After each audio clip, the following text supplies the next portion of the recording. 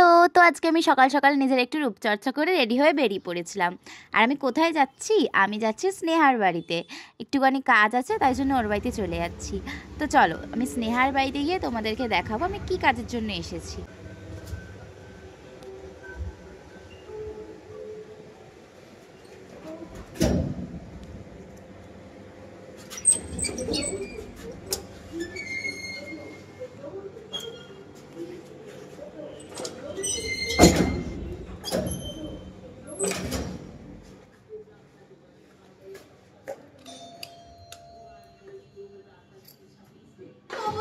High, কি করছিস মুটি?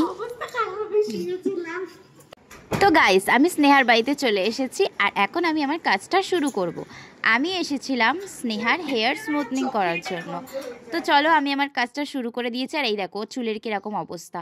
তো এখানে আমি কাজ শুরু করে দিয়েছি। আর এখানে যেহেতু আমি আজকে থাকবো, ওই জন্য আমি ড্রেসটাও চেঞ্জ করে নিয়েছি। আর এখানে দেখো আমার স্মুথনিংয়ের ফার্স্ট প্রসেসটা করা হয়ে গেছে। আমি এখানে হেয়ারটাকে ওয়াশ করে নিয়ে এখন ড্রাই করছি, তারপরে এখন নেক্সট প্রসেসটা স্টার্ট করব। তো দেখো আমরা করতে করতে আমাদের প্রচণ্ড খিদে পেয়ে গেছিলো, আর তার জন্য আমরা এখানে স্নেহা আর আমি মিলে একটু রান্না করতে চলে এসেছিলাম। মানে স্নেহাই রান্না করছিল, আমি একটু ওর হাতে হাতে সাহায্য করে দিচ্ছিলাম। তো এখানে ভাত বসে গেছে আর এখানেও চিকেনটা ম্যারিনেট করে বসিয়ে দেবে। তারপরে আমরা রান্না হয়ে যাওয়ার পর খাবো, খেয়ে নিয়ে তারপরে আবার আমাদের বাকি কাজটা কমপ্লিট করব। তো চলো।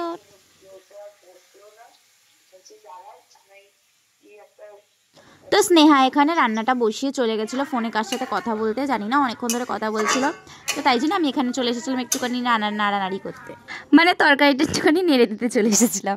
তো তারপরে দেখো আমাদের মাংস কষা হয়ে গেছিলো, আমরা তাই জন্য একটুখানি টেস্ট করে নিচ্ছিলাম আমি আর স্নেহা মিলে এখানে। আর তোমরা আমাদের মতো কারা কারা আছো যে মাংস হতে হতেই মাংস কষাটা নিয়ে বসে পড়ো খাওয়ার জন্য? আর এখানে আমি আর স্নেহা এক থালায় ভাত মেখে নিয়ে বসে পড়েছিলাম। আর আমাদের অর্ধেক খাওয়া হয়ে যাওয়ার পর আমরা ভিডিওটা করছি এখন। খুব জোরে খিদে পেয়ে গেছিলো, তাই খাওয়া স্টার্ট করে দিয়েছিলাম। তো এখন আমরা খাবার পর করব কাজ শুরু। এই দেখো এখানে ওর অনেকটাই বলতে গেলে কাজ হয়ে মানে স্মুথনিংটা হয়ে এসেছে।